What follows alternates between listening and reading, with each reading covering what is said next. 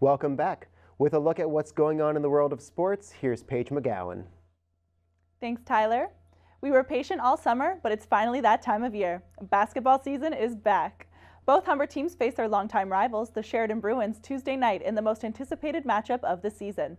Fans are constantly on the edge of their seats when these two teams battle because you never know what to expect. Fans from both teams filled the gym as the women's teams prepared to start off the night.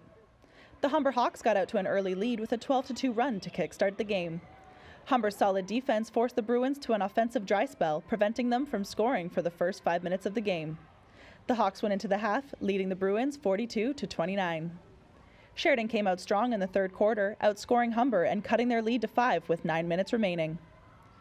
The Bruins were trailing by 3 with 2 seconds left in the game, but they were resilient and hit a three-pointer to force the game into overtime. Both teams played hard in the extra frame, but in the end, Humber managed to secure the win 72-70. This was their second road victory to begin the 2019 season. Following the women's game, the men's teams were ready for battle. It was back and forth in the first quarter, but Humber ended up taking the lead by 1 point. The Hawks ran into offensive trouble in the second quarter against Sheridan's press defense. They only managed to score 8 points and went into the half trailing by 13. The Hawks were dominant throughout the entire third quarter, outscoring the Bruins 32-18. Humber made an impressive comeback and managed to tighten the score and lead 66-65 going into the final frame. It was a close game the entire fourth quarter. Sheridan managed to stay ahead by just a few points in the final minutes of the game. The Hawks were down by 3 with 2 seconds left on the clock. Humber had to come up with something quick. An inbound pass was made, forcing Humber to make a contested fadeaway three-pointer to tie the game. The deep three hit the back of the rim and bounced out. The entire gym was on their feet.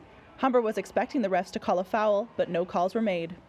Sheridan ended up taking the win with a final score of 85-82. The high levels of intensity and athleticism you see when these two teams face off is the reason this matchup is a must-see every year. Humber and Sheridan will meet again later in the season. In more basketball action, the Toronto Raptors clutched a home victory against the Detroit Pistons. Former head coach Dwayne Casey headed back to Toronto for the first time since the 2018 championships. Casey says there's no truth to rumors of tension with his former team. No, Dwayne Casey is not salty at all. I'm happy for everybody who's here. There's no saltiness, no pepper, no hot sauce, anything whatsoever.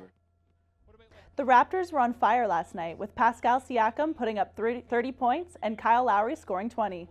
The Pistons committed 20 turnovers, resulting in 29 points for the Raptors. The Raptors will visit the Milwaukee Bucks this Saturday, and the Pistons head over to Chicago to play the Bulls this Friday. We'll see if the Raptors can continue their winning streak. As we say hello to one sports season, we say goodbye to another.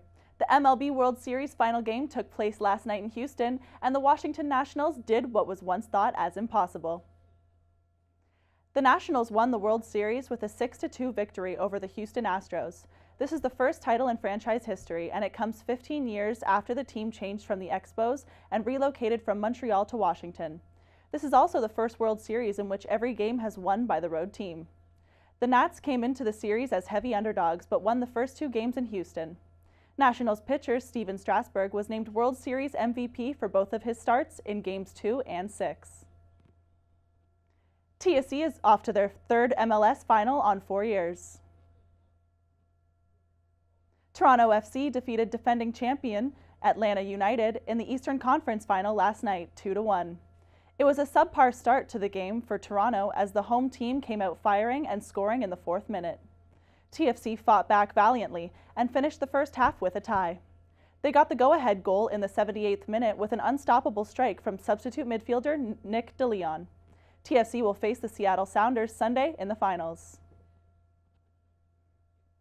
The Humber men's soccer team continue their dynasty with their 13th OCAA title overall.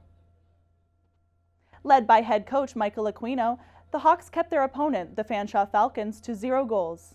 Midfielders Alex Baez and Max Ferrari and forward Leoford Allen scored the game's only goals as the Hawks beat the Falcons 3-0. Center mid Nicolas Machado was named the OCAA Championship MVP. This is the men's soccer team's 5th OCAA title in 7 years. The Hawks will head over to Oshawa on November 6 to defend their national title. That's your sports update. Here's Kavan with your 3-day weather forecast. Thank you, Paige. A high of 12 is the only plus side of 30 to 50 millimeters of heavy rain. As you heard in the news, Montreal and some other cities in Quebec are pushing back Halloween to the 1st of November. Watch out for stormy skies and be sure to wear reflective and waterproof gear. The 1st of November brings a taste of winter with chances of flurries and a high of 5. 30% chance that rain will follow through to the weekend into next week. Temperature will slightly improve to 7 on Saturday and 8 on Sunday. Back to you, Tyler. Thanks, Kavan. That's all for today. I'm Tyler Biggs. Humber News is written and produced by students in the journalism program. Our crew of students in the broadcast TV and videography program. We'll see you again next time.